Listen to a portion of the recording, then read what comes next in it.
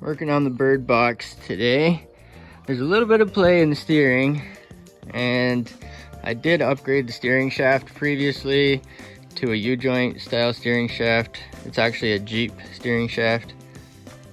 However, I found that there's a little bit of play on the passenger side. I had it jacked up, and there's a little bit of play, and that the outer tie rod is new, the inner tie rod is new, and I've got it narrowed down to the idler arm. So this side has a steering box and this side has an idler arm, and that's what the center link floats on. So this side seems to have some slop in the idler bearing itself. So I ordered a new one. I got a new one from Canadian Tire. It was actually on sale, so that's cool. Regular $32, but it was on sale for $28, I think. And I spent some of my Canadian Tire money, so it was actually cheaper than that. Nobody had one in stock except for Kingston, so I had to drive to Kingston to get it. Those two bolts, they bolt up like this, and yeah. So I gotta bolt that sucker on there. Down here is where the end of the center link is gonna be, so I'll have to probably knock that out first.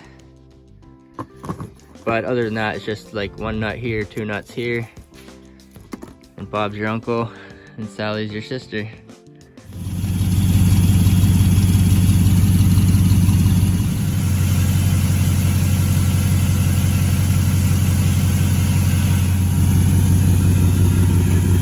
I think everything's at 18 millimeters as far as I can tell. So I got a pickle fork because I'm gonna have to knock out the ball joint. You might not need a pickle fork. You might be able to do without one. Actually, I'll try to do without it just to show you that you may not need one. And I've got 18 socket, 18 wrench, ratchet, extension. This part here is optional, so you can do it by hand. Obviously, it's only 3 bolts. So the wheel's gonna stay on there. I've got enough room underneath. I can actually get at these two from up top, and the other one I'll get it from underneath. Okay, so I'm on the ground here. So this is my center link, and it's bolted to the idler arm right there. And there's a ball joint on the end of the center link, so I'm just gonna knock that ball joint out. The nut is on top, 18 millimeter. A flex head ratchet would be handy in this situation. If there's a cotter pin, you're gonna wanna knock that out first. And there's a joint right here, and this is where the slop's gonna be. This is the inner tie rod, this is the outer tie rod end, and the sleeve. I replaced those in last fall, so those are new. There's the nut. I think this one's a compression nut because it does not have a cotter pin. And then this needs to be knocked out. This is where I might use a pickle fork to separate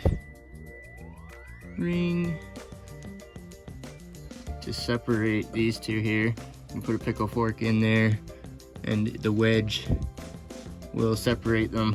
That could be hard on the ball joints too, depending on how tight it's in there. I don't think it's tight in there because I had it apart last fall.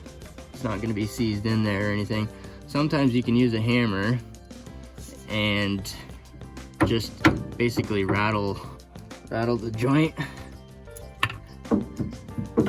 So I'll put a hammer behind it for like an anvil support, and I'll hit on the other side. And sometimes you can just knock that out. There might be pressure on it because the wheels are on ramps. There. Boom. So I put a support in behind, and I just try to basically just squeeze this shape here. Oh yeah. You can definitely tell there's some definite play in that.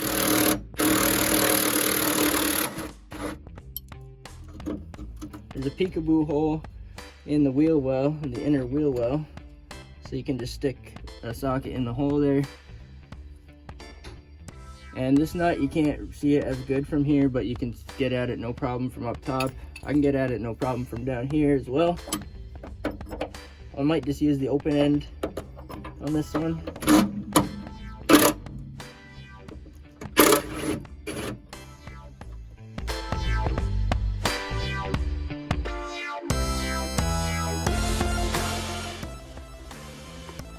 Okay, there she is.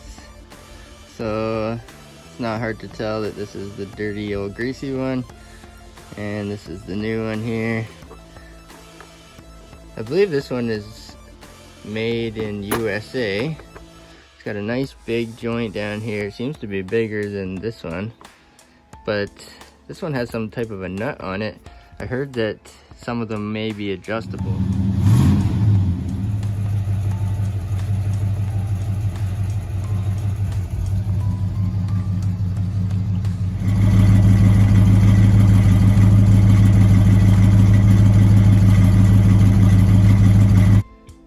This is one of the bolts from the Firebird. The threads are pitted and they're really not good. But I did find these. These are the same. They're graded 10.9. Threads on these are way better. They actually have a flange head and a locking flange nut. The new junk is slightly better than the old junk. Wow, she's tight. Tight like a tiger. Might have to bolt it down first because she is tight. Wow, a lot tighter than the old one. So I got bolts and nuts and the new arm and all the good stuff. I'm trying to dodge rocks and bird turds and stuff on the ground. I can almost get it in through here. I wonder. Oh yeah. Huh. Okay, there we go. That's the bottom bolt. If I can get the nut on there just for temporary until I can get everything lined up. Oh yeah, I'm gonna have to rotate this over to there. Okay, let's see if I get the top bolt in. And I think I have to go out and get it under in the wheel well.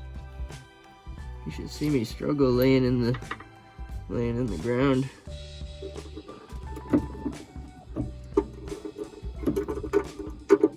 There we go. Give her the old reach around. Hey, the dirty old reach around. Oh my goodness.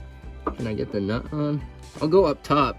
You can do it from outside, you can do it from underneath like me, and up top as well. So I'm gonna go up top and try to put the nut on there. This hose is close, so it's not a big deal, but it's close.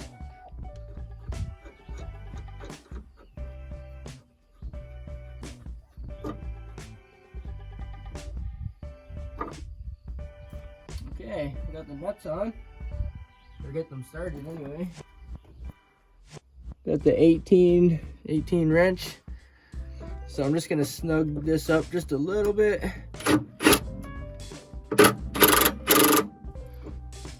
Oof.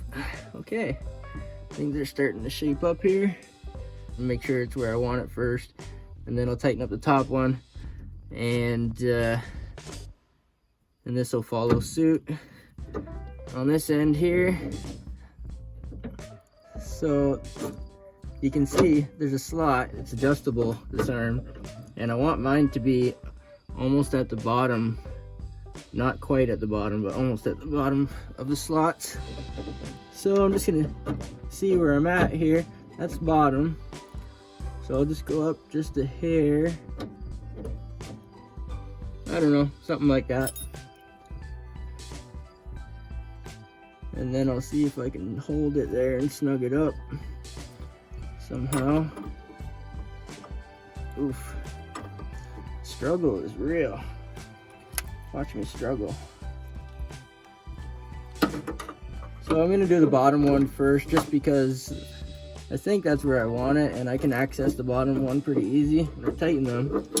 I'm gonna make sure they're good and tight. They're grade 10.9, so they can take it.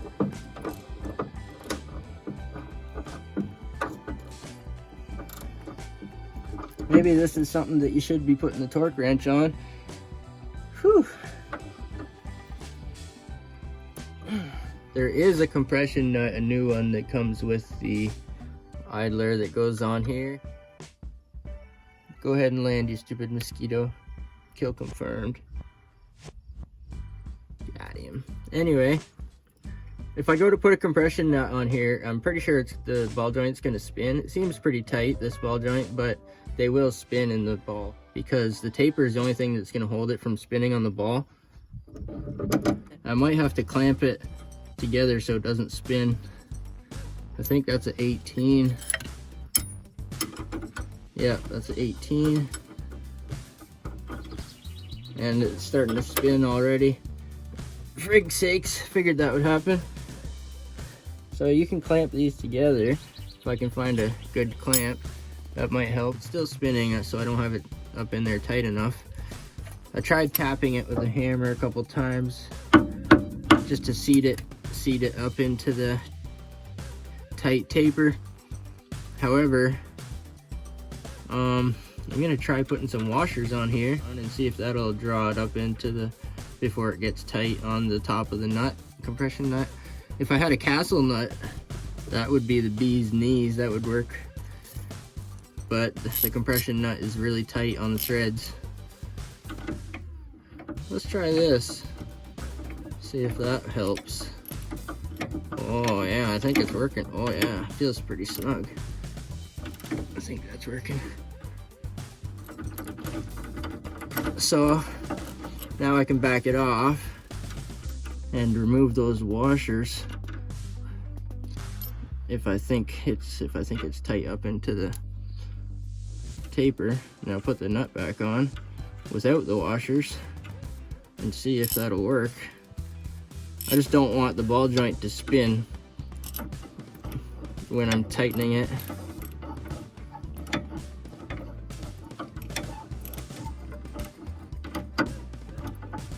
Oh, there she goes. Getting tight now. Okay, it seems like she's drawn up tight, so that's good.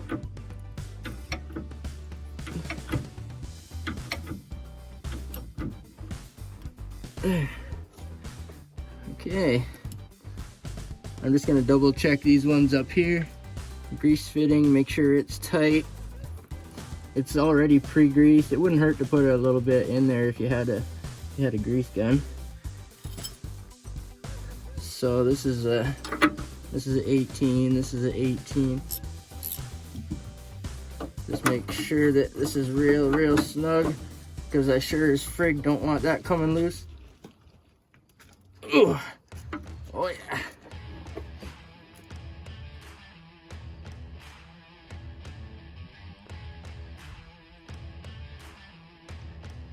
Okay, it was only 3 bolts, or 3 nuts, I guess. 1, 2, 3. But yeah, it's always a struggle. Always a struggle. So the bolts were pretty bad, or the threads were pretty bad on the bolts. So I went ahead and found the replacements, and they seem to be good lengths, and they got flange head on the nuts and the bolts there. Oof. So it's not touching the rad hose. I can get my finger in there, so that's good. Oh my goodness, she's greasy. She's greasy. Peekaboo. So there's like a peekaboo hole right there, that slot, and that's where you can get the socket in. You can actually get in here with an extension and the impact gun and just wrap. So there's 2 bolts in that slot there, and that's actually in the wheel well. So the access for the heads are in there, and the nuts are right here. But I find that it's, you know, just as easy from underneath, but there's access all around, more or less.